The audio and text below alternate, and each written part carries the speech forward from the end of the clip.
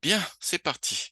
Alors, dans cette vidéo, je vais parler de la régression PLS. Voilà, j'ai mis la page Wikipédia là, et de son utilisation pour le classement ou la classification supervisée, hein.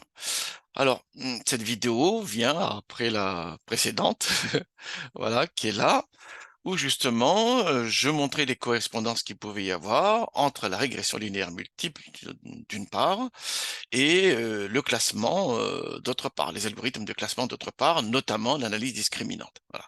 Donc j'explique ça ici, hein. Voilà, la vidéo est là, vous pouvez la regarder sans problème. Alors, cette problématique-là était importante il y a de nombreuses années, hein. Il y a une trentaine d'années, quand moi-même j'étais étudiant, les logiciels qui faisaient des régressions, on en trouvait relativement facilement, hein. Donc j'en ai utilisé moi-même durant mes études, hein. En revanche, les logiciels qui font du classement, de la classification supervisée, ben, il n'y en avait pas du tout. Il y en avait très peu en fait, hein. En tout cas, ils m'étaient pas accessibles. Ils m'étaient pas accessibles et ça posait un problème parce que du coup, même si on apprenait plus ou moins de manière relativement théorique les algorithmes qui faisaient du classement, à l'époque, on avait un peu vu les arbres de décision, on avait un tout petit peu vu la régression logistique. Comme il n'y a pas les logiciels pour les mettre en œuvre, tu sais, ça sert à quoi, hein, c'est la vraie question. Bien. Alors bon, aujourd'hui, c'est plus le cas. Aujourd'hui, c'est un peu changé, bien sûr. Les bibliothèques de calcul qui permettent de faire du classement, il y en a plein. Les arbres de décision, la régression logistique, la discriminante, SVM, Random Forest, enfin, il y en a plein, hein. Donc la question se pose moins de cette connexion-là du point de vue de la pratique. Il n'en reste pas moins que du point de vue théorique, ça reste important. Pourquoi? Parce que ça nous permet de mieux comprendre les méthodes, tout simplement. La notion d'hyperplan séparateur, elle est très importante. C'est ce qui permet d'expliquer que, effectivement, une régression linéaire multiple permet aussi de définir un hyperplan séparateur. Et du coup, c'est pour ça qu'on peut l'utiliser, hein, dans le cadre du classement. Voilà. Il y a aussi les correspondances théoriques, bien sûr, entre la régression et la discriminante, qui est très intéressante également, qui permet de comprendre que même si on peut dire initialement que l'aspect inférentiel n'est pas valable, d'utiliser la régression pour le classement, parce que les erreurs ne sont pas gaussiennes, ainsi de suite, bah, quand on regarde bien dans le détail, bah, finalement, on retrouve des formules qui se raccordent, en fait. Voilà. Alors, il y avait une autre raison pour que je fasse cette vidéo-là, c'est que ça me permet de switcher sur une autre vidéo que je fais là, tout de suite, là, où cette fois-ci, je vais utiliser la régression PLS pour le classement. Alors la régression PLS, elle est plus ou moins enseignée, hein. Dans nos filières, elle n'est pas beaucoup enseignée. Et c'est dommage.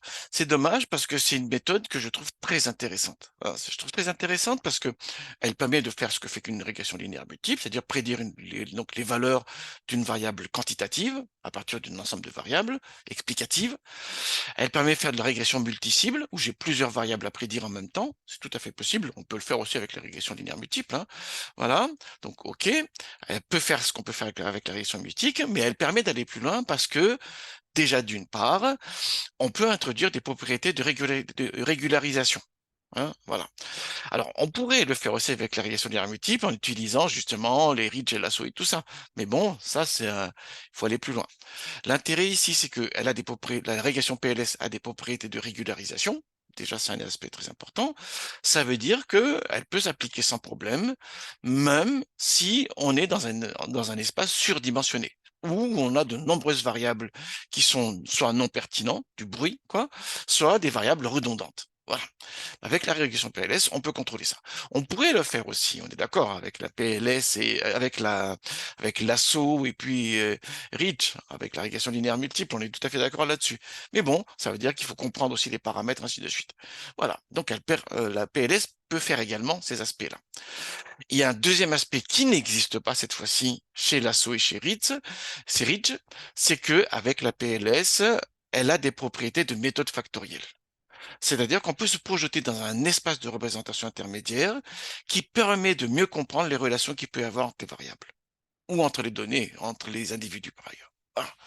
Donc, on peut l'avoir de ce point de vue-là comme une ACP supervisée, parce que quand il crée ses axes factoriels définis sur les variables X, il tient compte de la variable Y, des variables cibles. Voilà. Et ça, on les a pas dans Ridge Lasso. On les a pas, ça, hein. On est tout à fait d'accord là-dessus, hein. Voilà. Donc c'est pour ça que moi, la régression EPLS, c'est une méthode que je trouve vraiment très intéressante. Voilà, en tapant quelques requêtes Google, vous trouverez des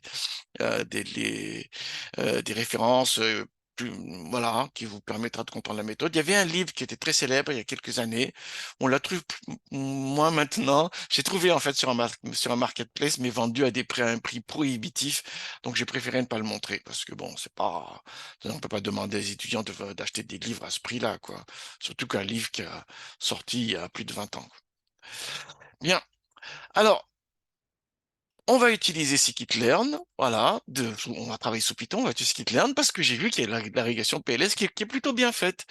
Il y a la canonical PLS et la régression PLS, hein. Comme dans Tanagra à son époque, il y avait le factorial PLS et régression PLS, hein. Alors moi, je vais me placer plus dans l'axe de la prédiction. C'est pour ça que je vais utiliser ce composant-là, PLS régression, hein, qui est intéressant ici. Alors, pour ceux qui s'intéresseraient plus à la PLS, voilà, au-delà du classement, j'ai fait différents tutoriels là-dessus.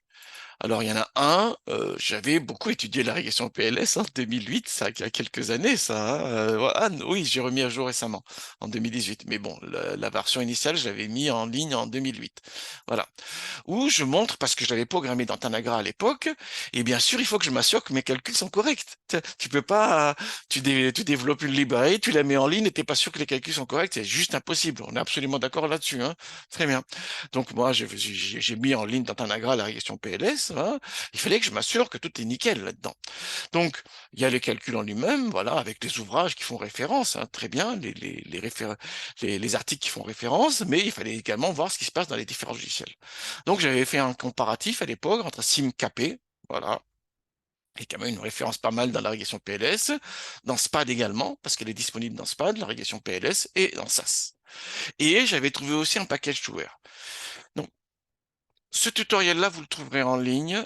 Ça vous permettra de voir à peu près ce qu'il y a dans la régression PLS. Bon, c'est mieux quand même de lire les supports comme la page Wikipédia et les références qui sont citées, hein. Voilà, il y a d'excellents livres qui sont cités là.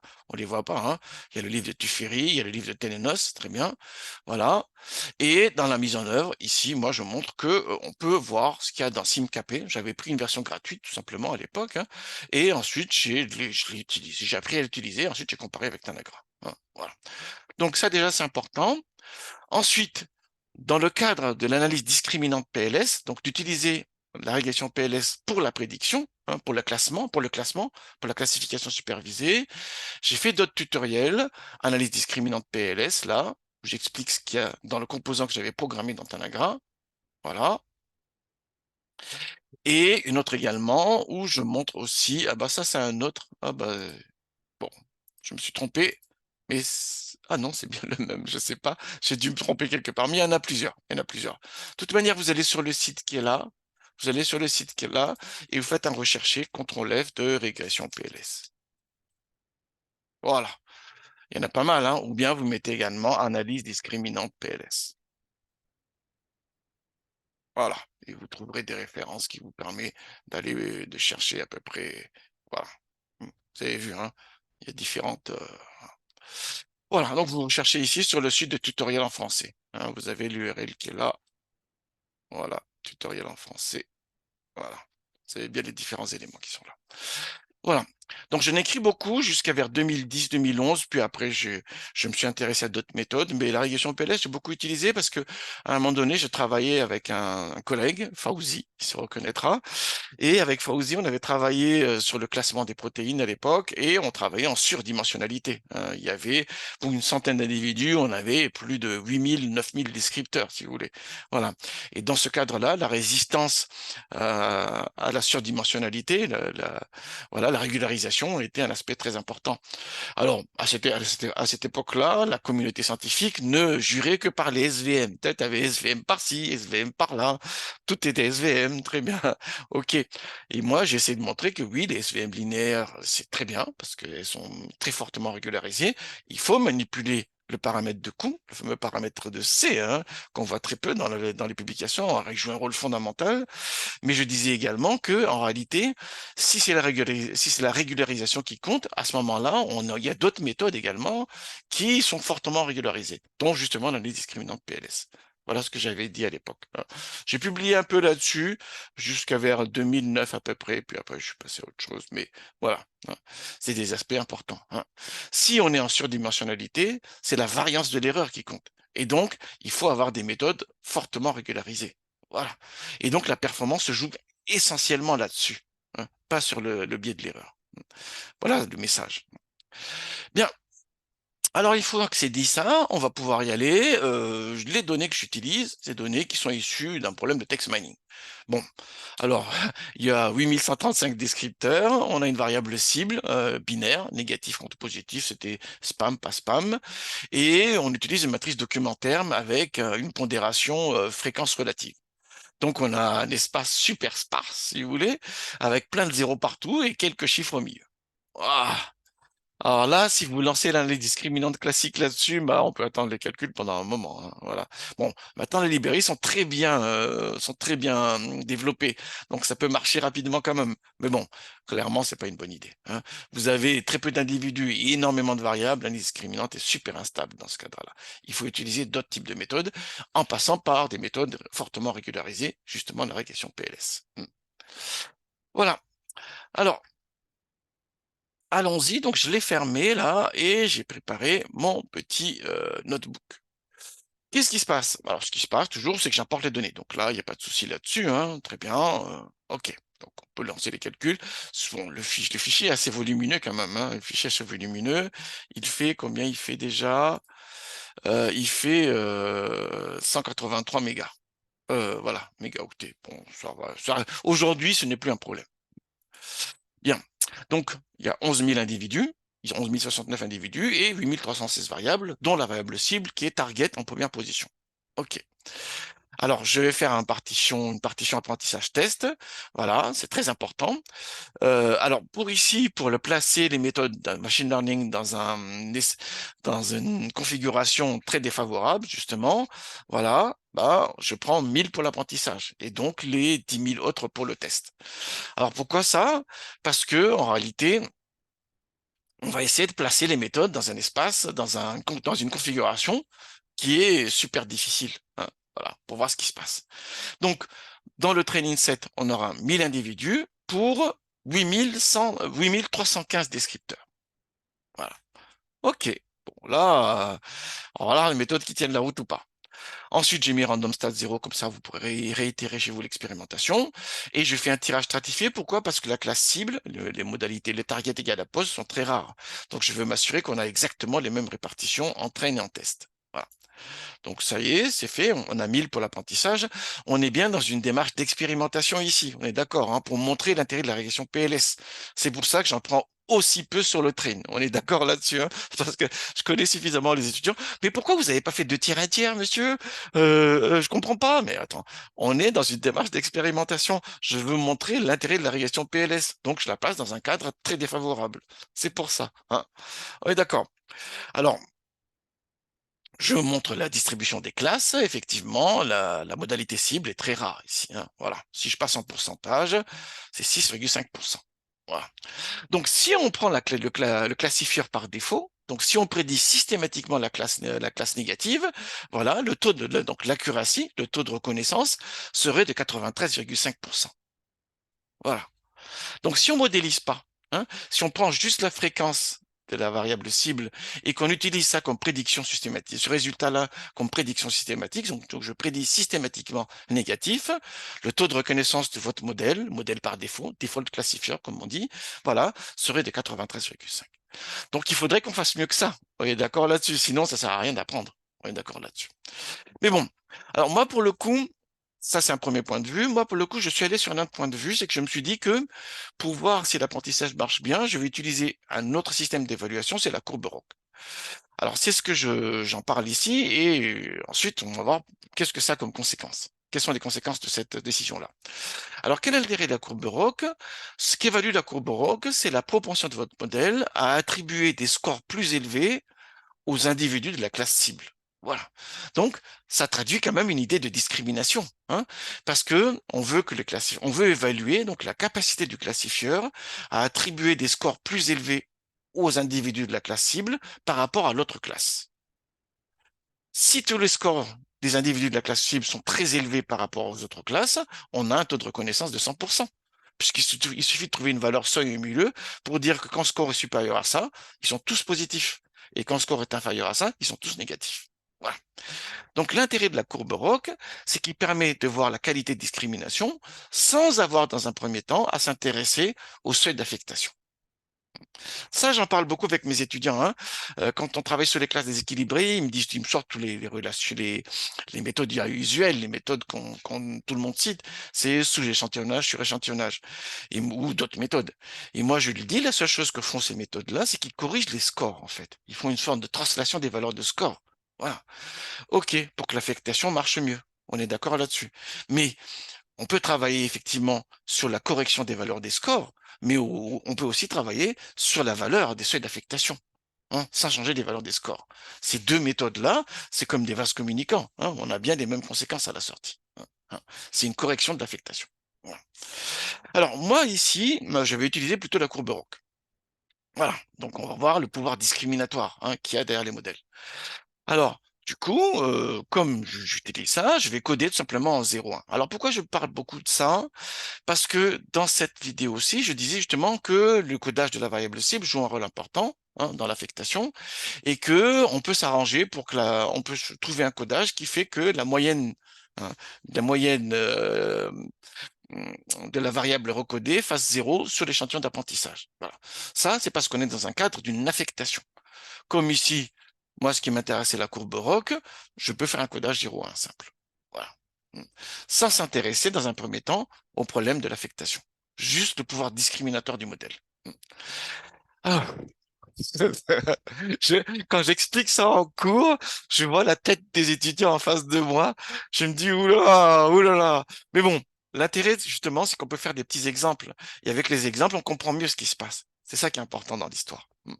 Bon, donc, je fais un codage 0,1, très simple, hein, voilà, très bien, parce que je vais utiliser une courbe ROC tout simplement pour évaluer la capacité de la régression PLS à discriminer les classes. Alors, je vérifie, hein, voilà, je fais la somme de la variable codée et la somme est égale à 65. C'est le nombre de positifs dans l'échantillon d'apprentissage. Heureusement, hein, si vous n'avez pas les mêmes valeurs là et là, inquiétez-vous, hein, donc, voilà. Ensuite, voilà, bah, je mets aussi la matrice des X. Voilà. Alors, si on veut lancer justement la régression PLS pour le scoring, ben, on peut le faire comme la régression linéaire multiple, tout simplement, hein, voilà. Alors, sauf que dans la régression PLS, il y a un paramètre important, c'est le nombre de composantes. Voilà. Ça, il explique bien ici, dans la doc de scikit-learn. Regardez bien ici, nombre de composantes, ça c'est un paramètre qui est essentiel. Voilà. Alors, il y a un user guide, hein, sur scikit-learn, regardez-le. Ça vous permettra de mieux comprendre ce qu'il y a derrière la régression PLS et de voir ce qui est intéressant là-dedans, PLS canonical, ainsi de suite. Voilà, très bien. Mais c'est le paramètre de régularisation justement sur lequel nous allons jouer. C'est ça qui est important, hein. Le nombre de composantes, en fait, c'est la taille de l'espace de représentation intermédiaire qu'on va utiliser. On peut le voir, c'est pas la même chose, hein, c'est pas la même chose. Mais quand vous faites un perceptron multicouche avec une couche cachée, on peut voir ce nombre de composantes comme le nombre de neurones dans la couche cachée.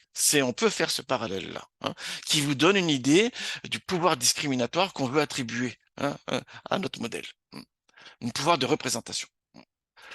Bien, donc pour l'instant, je vais au plus simple. J'ai une seule composante. Pourquoi pas, hein, on ne la connaît pas, cette valeur-là. Et justement, on sait que cette valeur-là joue, c'est une propriété de régularisation, voilà, mais pour la fixer, comment on va la fixer, justement? Si on met un maximum de composantes, c'est comme si on fait une régression linéaire multiple standard, sans régularisation, avec les écueils que ça peut avoir quand on a plein de variables non pertinentes, explicatives non pertinentes, ou plein de variables redondantes, hein, collinéaires. Bon, pour l'instant, donc, je fais une seule composante, pour voir déjà si ça marche à peu près. Voilà, voilà, et donc j'ai les coefficients de la régression. On fait bien une régression, en fait, linéaire. Voilà, et on a les coefficients de la régression ici, et bien sûr, j'ai l'intercept. On est d'accord là-dessus. Donc, si je veux appliquer les modèles, il suffit d'appliquer les coefficients de la régression avec l'intercept et de comparer le résultat à l'intercept. Voilà. Et ça nous permet déjà de voir ce qui se passe, hein. Voilà.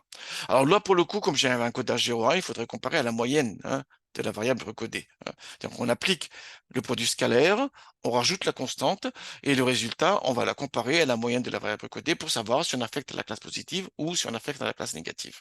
C'est ça l'idée, hein. Voilà. Mais bon, moi, ce qui m'intéresse déjà, c'est que donc ce paramètre-là, on sait qu'il va jouer un rôle important.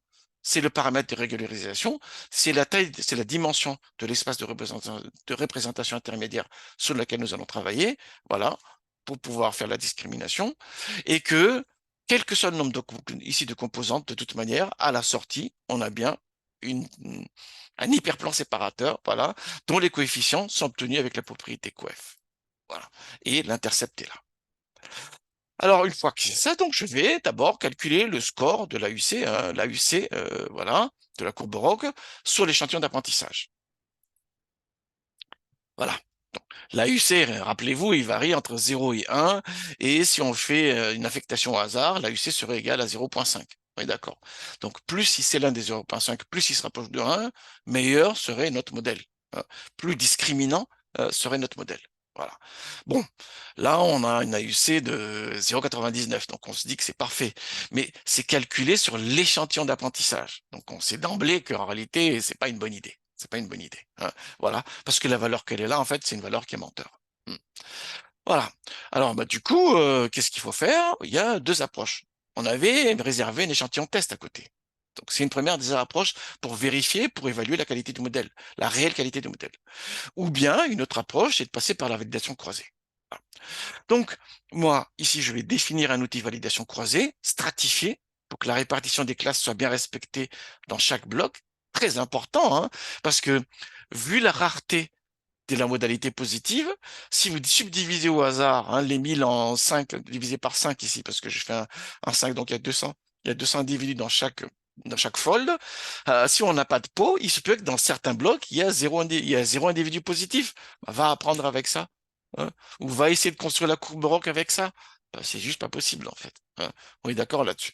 Donc, voilà, je prends bien une validation croisée stratifiée. En fait, en classement, on devrait tout le temps utiliser une validation croisée stratifiée. En vrai, en vrai, en vrai. Voilà. Alors, n split égale à 5, donc je fais une 5 validation croisée, je shuffle pour être sûr, parce que dans mon fichier initial, tous les positifs sont en haut, tous les négatifs sont en bas, donc il faut bien les mélanger d'abord. Voilà, et je mets random stat égale 0, comme ça, c'est reproductible à l'identique. Voilà. Donc, ça y est, maintenant, j'ai les blocs. On va pouvoir lancer les calculs. Donc, qu'est-ce que je fais? Je relance le calcul du score de l'AUC, de l'AUC de l'AUC de la courbe ROC avec une validation croisée. Donc ça, c'est le modèle que j'avais construit avec un facteur. Voilà, toujours Y-train et X-train. Voilà. Et cette fois-ci en validation croisée. Donc je le fais, boum, et vous avez le résultat qui apparaît qui est là. Alors, il y a différentes manières de voir la validation croisée ici, hein. Moi, j'aurais plutôt tendance à faire la validation croisée pour calculer le score, et ensuite, je rassemble les scores de chaque fold pour créer le score global, et à partir de là, je crée la courbe ROC pour calculer la UC. C'est comme ça que j'aurais procédé, moi. Ici, c'est différent. Dire qu'il fait la courbe ROC sur chaque fold, et ensuite, on peut calculer une moyenne de la UC. Bon, bon, c'est comme ça. C'est comme ça qu'il procède. Ok, ok. Moi, hein, j'aurais fait différemment. Moi, j'aurais plutôt fait effectivement faire la validation croisée, mais justement uniquement pour calculer les scores. Et ensuite, je rassemble les scores dans un même vecteur, si vous voulez, et à partir de là, je vais pouvoir calculer la courbe ROC et calculer la UC. Voilà comment j'aurais procédé. Bon, là, il fait différemment. Il calcule les AUC pour chaque fold, et ensuite, pour chaque portion de la validation croisée, et ensuite, on peut calculer un indicateur synthétique via la moyenne non pondérée. Pourquoi pas? Pourquoi pas? Mais bon, il y avait d'autres manières de faire. Alors, on voit déjà, hein, vous avez vu, hein, là c'est 0,99, la UC en apprentissage, hein, sur les champs, en resubstitution, voilà. En revanche, quand on est en validation croisée, si on calcule ici l'indicateur statistique, on a 0,97, hein. Donc les 0,99 là, c'est pas la vérité vraie, on est d'accord là-dessus. Alors l'autre piste, bien sûr, était d'utiliser l'échantillon test. Donc là également, j'ai recodé l'échantillon test, là. Voilà, le Y de l'échantillon test. Voilà, et ensuite, je calcule sur l'échantillon test. Et on a une valeur qui est très proche, cette fois-ci, de la validation croisée, hein. Donc la vraie valeur de l'AUC de la courbe Baroque de ce classifieur calculé sur les 1000 individus, en réalité, elle serait plutôt de 0,97. Voilà. Alors, j'avais dit que, justement, les propriétés de régulation de la régression PLS reposent essentiellement sur le nombre de composantes. Voilà. Plus on réduit les composantes, plus on régularise, plus on augmente de composantes, plus on va coller aux données. Si on met le maximum de nombre de composantes, c'est comme si on faisait une régression linéaire multiple, donc non régularisée. Donc c'est là-dessus que ça va jouer la résistance au surapprentissage, hein. La résistance à l'overfitting va jouer sur le nombre de composantes. Très bien. Qu'est-ce que je vais faire? Du coup, je vais le faire varier de 1 jusqu'à un certain nombre. Voilà. Et on va évaluer les performances en validation croisée. Voilà l'idée. Exactement comme le grid Cherchevet. Sauf que, déjà, quand vous croisez les grids Cherchevet, vous pouvez avoir des artefacts statistiques, hein, parce que c'est des valeurs ponctuelles dans tous les sens, là. Là, l'idée, c'est qu'on a un seul paramètre à manipuler, et du coup, on peut faire une courbe d'évaluation, d'évolution. Voilà. N'oubliez pas, hein, quand vous faites un grid search CV et que vous croisez plusieurs paramètres, on peut tomber sur des résultats qui sont à un chouïa près, hein, parce que à la xème décimale dans votre validation croisée, il y a une valeur dans un espace qui semble la meilleure. En revanche, quand vous avez la possibilité de faire un graphique, vous avez des surfaces de réponse. Et là, on comprend mieux ce qui se passe en réalité, et ça nous permet, nous, de appliquer notre préférence à la simplicité, hein. C'est ça l'idée. Voilà, donc, qui est traduite sous différentes approches par justement la règle de Descartes-Type. Alors, qu'est-ce qui se passe? Du coup, je vais lancer tout de suite et ensuite je vais l'écrire parce que ça prend un certain temps. Donc, qu'est-ce que je vais faire moi? Je vais faire varier le nombre de composantes de 1 à 10. Voilà. Et je vais récolter deux choses. Un, la valeur de l'AUC en resubstitution et la valeur de l'AUC en validation croisée. Voilà. Ça va nous permettre d'avoir une courbe d'évolution de l'AUC selon le nombre de composantes. Donc, voilà, hein, nombre de composantes maximales égale à 10. Je réserve deux vecteurs que je mets à 0 initialement, remplis de 0. Ensuite, le nombre de composantes, je vais le faire varier de 1 à max, 1 à 10. Voilà. Et donc, je lance la régression PLS, là, avec ce nombre de composantes-là. Je le lance et je récupère deux informations. D'une part, ici, l'AUC en resubstitution, calculée sur l'échantillon train, et ici, l'AUC, ici en validation croisée, avec tout le temps les mêmes partitions. On connaît des résultats réellement comparables d'un nombre de composantes à l'autre. C'est pour ça que c'était très important que je l'instancie initialement et que je le passe ici. Parce que si la graine change à chaque fois de votre validation croisée, il y a aussi cette variabilité supplémentaire dans vos résultats. Du coup, comparer le nombre de composantes différents, il y a cet élément-là qui joue. Là, il joue pas, là, pour le coup. On a bien les mêmes partitions de la validation croisée. Ça y est, hein, j'ai les deux vecteurs. Je fais un graphique directement. Ah. Et donc, a priori, ce qui marche bien pour notre problème, là, c'est de prendre deux composantes. C'est ça l'idée. Alors, la courbe bleue, c'est en resubstitution. La courbe orange ici, c'est en validation croisée. Et on voit deux choses intéressantes. On voit bien que le coût de la fameuse loi du coût dans la substitution, elle aurait donné deux composantes, hein, voilà. Parce que quand on passe à 3, on gagne plus vraiment. Le gain est très chouïa. Alors, on a une courbe convexe, bien sûr, hein, voilà, enfin, en tous les cas, ça monte tout le temps, là. Mais à partir après 2, ça monte plus vraiment. Donc là, le coût à 2, là, c'est l'indication du résultat. Ce point de vue-là est confirmé par le résultat en validation croisée, où on le voit ici, que de 1, on monte à 2 avec des écarts de valeur relativement négligeables, hein. Enfin, là, pour le coup, un peu moins, mais voilà. Et ensuite, quand on passe à 3, on est en train de faire du surapprentissage en réalité. Donc, c'est bien 2 la solution. Voilà. Qu'est-ce qu'il me reste à faire alors? Du coup, je vais relancer la régression PLS avec deux composantes. Voilà. Regardez vraiment, hein. Faites des recherches Google sur régression PLS et regardez bien le rôle du nombre de composantes. Voilà. Alors moi-même, j'en parle un peu, hein, ici dans le livre, ici, hein. J'ai fait un livre sur l'analyse discriminante linéaire, j'ai oublié d'en parler. J'ai fait un livre sur la régression l'analyse discriminante linéaire, et dans un des chapitres, je parle de la régularisation. Et justement, je parle de l'analyse discriminante sur les facteurs de l'ACP. Mais quelle forme de régularisation? Sauf que les facteurs de l'ACP sont construits de manière non supervisée. Ils ne tiennent pas compte de la variable Y. Donc, ils sont basés uniquement sur la dispersion des données, des dispersions non supervisées, sans tenir compte des classes d'appartenance. Donc, des fois, ça marche, des fois, ça marche pas. Ça régularise, hein, parce que ça permet de faire une réduction de dimension, mais l'espace de dimension réduite n'est pas forcément construite pour une meilleure discrimination. Elle est basée uniquement sur la, sur la variabilité en réalité. Alors, si la variabilité est définie par la séparation des classes, oui, peut-être. Mais ça, on le sait pas, ça. On le sait pas. Donc, vous lancez des résultats sans savoir, en fait. Vous lancez des calculs sans savoir. L'intérêt de l'analyse discriminante PLS, en revanche, c'est que cette fois-ci, on a une forme d'ACP, hein, on a un espace factoriel, mais l'espace factoriel a été construit en tenant compte des valeurs de la variable cible. Donc, pour une meilleure séparabilité des classes. C'est ça l'intérêt. Alors, du coup, je vais lancer donc la régression PLS avec deux composantes cette fois-ci. On a toujours un seul jeu de coefficients, hein, parce que c'est bien une régression à la sortie. Hein, voilà. Et on a l'intercept, bien sûr. Très bien, donc ça ne change pas. Et quand je calcule ici la performance en test, voilà, j'ai 0,9774 en réalité. Hein, voilà. Donc, ça améliore pas tant que ça par rapport à une composante. Hein, voilà. Mais ça améliore quand même. Ça améliore quand même. Voilà. Et donc, ce dispositif-là nous permet effectivement de comprendre ce qui se passe. Voilà. Alors, si je résume, donc l'analyse discriminante, la régression PLS peut être utilisée pour le classement, exactement comme la régression linéaire multiple. Sauf qu'elle a un avantage, c'est qu'elle a des propriétés de régularisation qui est facilement appréhendable et sur lequel nous pouvons donc peser pour améliorer les performances du modèle. L'intérêt, c'est que ça permet de résister à la surdimensionnalité, hein, à l'overfitting, avec d'une part, quand on a des problèmes de variables non pertinentes en très grand nombre, quand elles sont générées automatiquement, généralement c'est ce qui arrive, hein, text mining ou même en traitement d'image, voilà, et également le fait qu'on ait plein de descripteurs corrélés. C'est ça l'idée.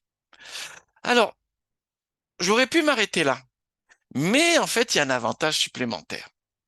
Quand on veut faire du classement cette fois-ci, quand on veut faire l'affectation, à ce moment-là, on peut calculer les résultats des combinaisons linéaires plus la constante, et on en compare à une valeur seuil. La valeur seuil peut être la moyenne de la variable recodée, effectivement. Mais en réalité, on a un espace intermédiaire de représentation. Hein. Et donc, on pourrait se poser la question, est-ce que dans cet espace intermédiaire-là, on ne peut pas définir un deuxième classifieur, hein, par-dessus, un métaclassifieur si vous voulez, qui permet de mieux séparer les classes. Déjà, donc, il y a deux questions. Comment on peut visualiser cet espace de représentation-là?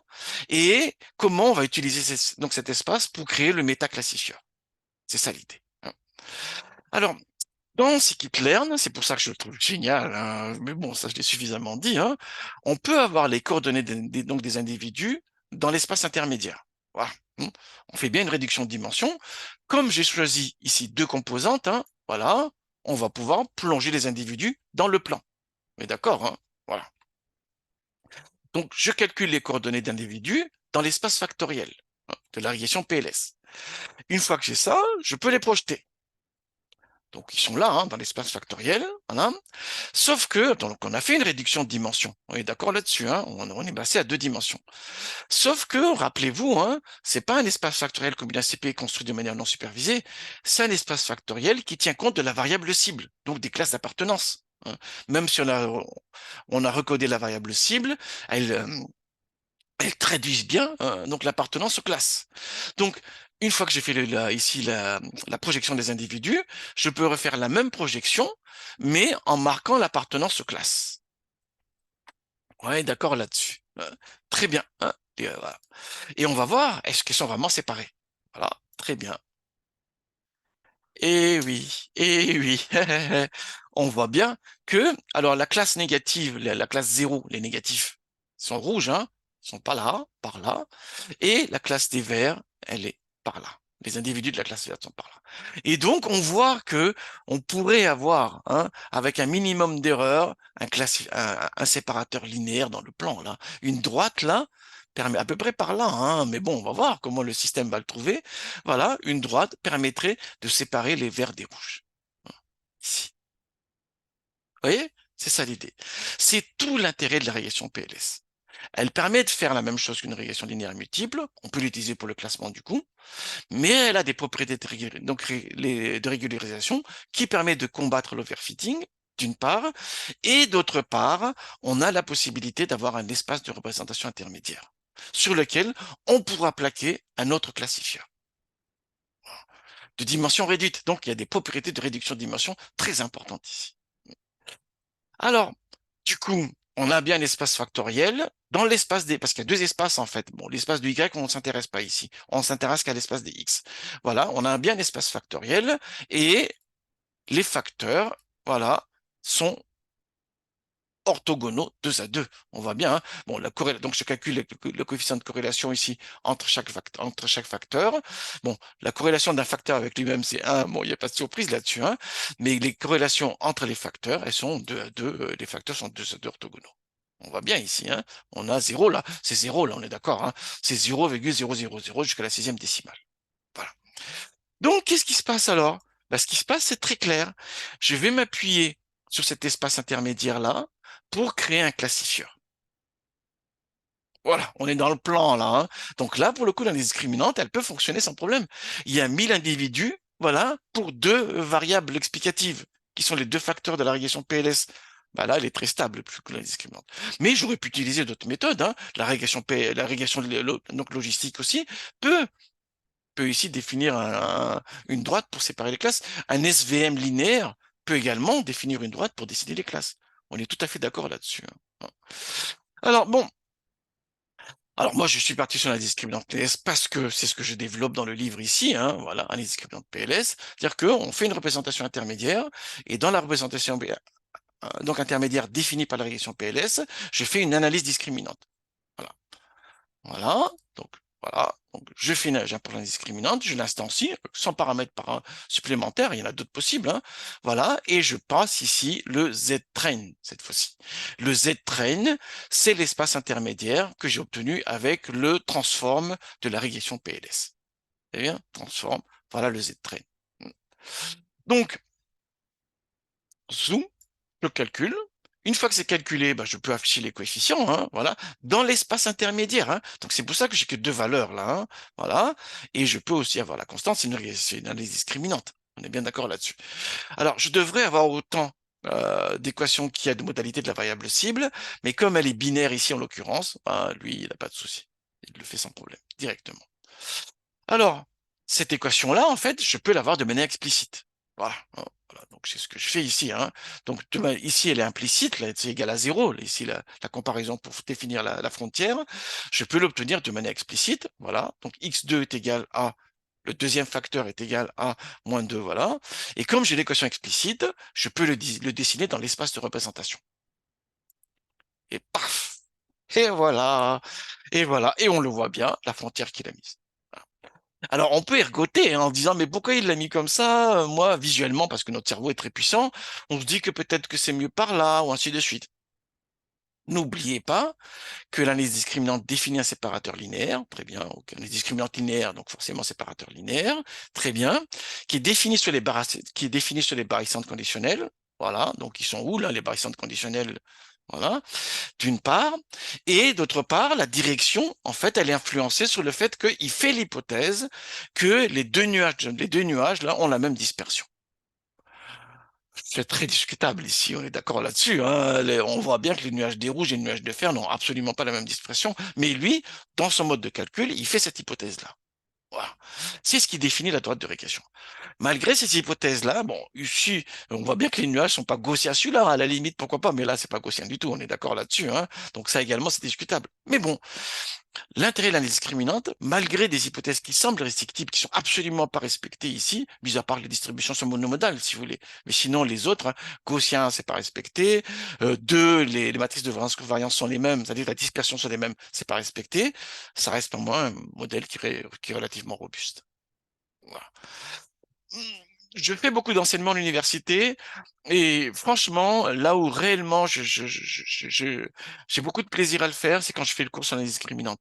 Pourquoi? Parce que c'est une méthode sur laquelle on peut avoir plusieurs points de vue. Et de ce point de vue-là, je trouve vraiment intéressante. On a des points de vue de statistique inférentielle, c'est un test de comparaison de barycentre conditionnel, une MANOVA, si vous voulez. On peut l'avoir sous l'angle probabiliste, on peut l'avoir sous l'angle géométrique, on peut l'avoir sous l'angle de la séparation des classes via un espace, donc un hyperplan séparateur. C'est plutôt un point de vue reconnaissance des formes, si vous voulez. Il y a différentes manières de l'avoir. Et ça, je trouve ça très intéressant de pouvoir mixer ces différents points de vue-là. Alors, du coup, une fois que j'ai fait ça, donc je veux l'appliquer maintenant sur l'échantillon test. Donc, il y a deux choses à faire. Déjà, il faut que les individus de l'échantillon test qui sont décrits dans l'espace originel, les variables y remplis de zéro là, il faut que je les projette dans l'espace intermédiaire, défini par la régression PLS, les deux composantes. C'est ce que je fais ici. Une fois que j'ai ça, donc je peux plonger les individus. Hein. Voilà la représentation des individus de l'échantillon test dans l'espace factoriel défini par la régression PLS. Hein. Composante 1, composante 2. Voilà. Alors, mais ces individus-là sont étiquetés, on est bien d'accord là-dessus. Donc à ce moment-là, voilà, mais bon, moi d'abord, je peux calculer, du coup, comme ils sont étiquetés, je peux calculer le score d'appartenance. Hein. Enfin, je peux calculer le score du modèle, le taux de reconnaissance, si vous voulez. C'est ce que je fais ici. Donc en interne, il fait la prédiction et ensuite, il va calculer les concordances qu'il y a entre les classes observées et les classes prédites. C'est ce qu'il fait ici. Donc vous avez l'accuracy, quoi. Donc l'accuracy du modèle sur l'échantillon test est de 96,37% cette fois-ci. C'est pas la valeur de l'AUC, là, on est d'accord, hein. Là, pour le coup, c'est vraiment l'accuracy. Voilà. Très bien. Alors bon, pour vérifier ça, j'ai calculé la matrice de confusion. Là, on l'a bien là. Et qu'est-ce qui se passe? 0, c'est la classe négative. 1, c'est la classe positive. Quand il prédit négatif, il y a beaucoup de négatifs, mais il y a aussi pas mal de positifs là-dedans. D'accord? Et quand il prédit négatif, quand il prédit positif, en revanche, d'accord, hein, effectivement, il y a beaucoup de positifs, mais quand même, il y a quelques négatifs là-dedans. Il y a 52 sur 339 sur 52, plus 52. Voilà. On voit bien, hein? Donc on n'a pas la même manière de se tromper ici. Quand il prédit 0, la classe négative, il y a pas mal des individus positifs. Bon, relativement, il n'y en a pas beaucoup, mais dans l'absolu, il y en a quand même pas mal. Quand il prédit positif, en revanche, voilà, il y a beaucoup de positifs, mais il y a quelques négatifs qui se promènent là-dedans. Voilà. Ça veut dire quoi? Ça veut dire que si on revient ici, là, voilà, dans cette partie-là, dans cette zone-là, il y aura quelques rouges, quand même. Et dans cette partie des rouges, la classe négative, hein, voilà, il y aura pas mal de verts, 330 et quelques, 313, 313. Voilà ce qui va se passer. Bah, vérifions si c'est vrai, ça. Hein. L'intérêt, c'est qu'on est dans le plan. Hein. Avec la régression PLS, on s'est projeté dans le plan. Donc, du coup, on peut essayer de voir ce qui se passe. Donc, voilà, je calcule ici à la main l'accuracy pour vérifier que ça ne trompe pas. Mais bien, le 0, ici, les 0,9637, c'est bien la valeur qui est là. Hein. C'est cette valeur-là, 9365 plus 339 divisé par la somme totale. Voilà, 10 069. Alors, du coup, dans le plan factoriel, qu'est-ce qui se passe? On a bien ça. Et voilà, on se rend bien compte, hein, voilà, là c'est l'espace des verts, là c'est l'espace des rouges, et quand on applique sur l'échantillon test, qui est défini, hein, sur l'échantillon d'apprentissage qui est défini comme ceci, hein, voilà, et c'est ça le problème de la variabilité souvent, c'est que dans l'échantillon d'apprentissage, on couvre pas tout l'espace, il y a plein de creux là, et ces creux-là, c'est autant d'occasions d'instabilité pour votre classifieur. Et effectivement, sur l'échantillon test, qui lui est très nombreux cette fois-ci, on couvre mieux l'espace, et là on voit bien hein, les erreurs pour le coup. Hein. Vous avez vu, hein, il y a quelques rouges qui sont par là, voilà, et il y a quand même pas mal de verts qui sont 313, 313 verts qui sont par là. Hein. Voilà, si je mets la matrice de confusion à côté là, elle est là, voilà. Là, il y a 313 verts qui se promènent parmi les rouges, c'est ceux-là, voilà. Et ici, parmi les verts, il y a 52 rouges qui se promènent parmi les verts. Voilà, 52. Alors, si vous voulez, vous les comptez. Hein. 1, 2, 3. La vidéo, elle est jusqu'à ce soir, on est d'accord. Hein. Mais c'est ça, il y en a 52 rouges parmi les verts, là, et il y en a 313 verts parmi les rouges. Voilà ce que dit la matrice de confusion, et c'est ce qu'on peut voir avec la représentation intermédiaire. Voilà. Alors, pour aller jusqu'au bout de mon idée, je me suis dit, mais qu'est-ce qui se passe si je fais une régression pénalisée, une régression logistique pénalisée? Alors du coup, j'ai lancé la régression logistique. Alors souvent, mes étudiants, ils lancent la régression logistique avec les paramètres par défaut, régression logistique, et moi je dis, mais vous avez fait quoi là? Vous avez fait un reach ou un lasso? Il dit, mais non, non, non, on fait une régression logistique standard, il n'y a pas reach et lasso là, hein. C'est une régression logistique standard, voilà. Je dis, vous êtes sûr? Parce que je sais pas, moi, qu'est-ce qu'il y a derrière? Il dit, mais non, non, c'est une régression logistique, c'est pas ça qu'il faut que je fais. J'ai dit, mais non, non, non, allez voir dans la doc, regardez ce qu'ils vous disent. Alors, hop, quand on va dans la doc, quand on va dans la doc, regardez, la régression logistique de scikit-learn, par défaut, c'est un reach. Voilà. Ça, il faut le savoir. Il faut le savoir en réalité avec un paramètre de régularisation, par exemple, qui est là déjà. Voilà, mais c'est bien L2. Eh ben, ça, il faut le regarder, ça. C'est pour ça qu'il faut tout le temps lire la doc, hein. C'est pour ça qu'il faut lire la doc. Vous lancez ici la régression logistique. Il vous semble que c'est la régression logistique standard, sachant que qu'est-ce que c'est que la régression logistique standard, déjà, hein? Il faut se poser la question. Voilà, mais en réalité, c'est pas une régression logistique standard, c'est un reach que vous êtes en train de faire, hein, avec ce paramètre de régularisation. Voilà. Donc là, je suis en train de faire un reach et je vais voir si ça fait bien ou mieux sur mes données, ça n'a pas valeur de vérité, hein, par rapport à la régression PLS appliquée au classement. Je lance ici et je calcule le score, et le score c'est 0,94. Rappelez-vous, hein, que la régression PLS tout à l'heure, donc l'analyse discriminante PLS, c'était de 0,9637. Voilà. Bon, je vais pas, voilà, il suffit de changer, de jouer un peu sur les paramètres ici, en jouant sur le paramètre C en l'occurrence, hein, voilà, pour que les résultats soient un peu différents, ainsi de suite. On est d'accord là-dessus. Mais bon, en tous les cas, moi ce que je veux surtout dire, c'est que la régression PLS, donc, est une alternative qui peut être utilisée pour le classement. Pour le classement, dans les problèmes où on peut avoir de l'overfitting, en surdimensionnalité. Pourquoi? Parce qu'il a des bonnes propriétés de régularisation d'une part, et que le paramètre de régularisation est relativement facile à manipuler, et bien identifiable et relativement facile ici à manipuler. C'est ce paramètre de nombre de composantes.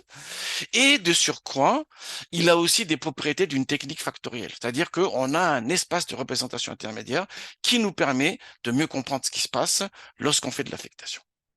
Voilà ce qui était intéressant à dire là-dessus. Excellent travail à tous.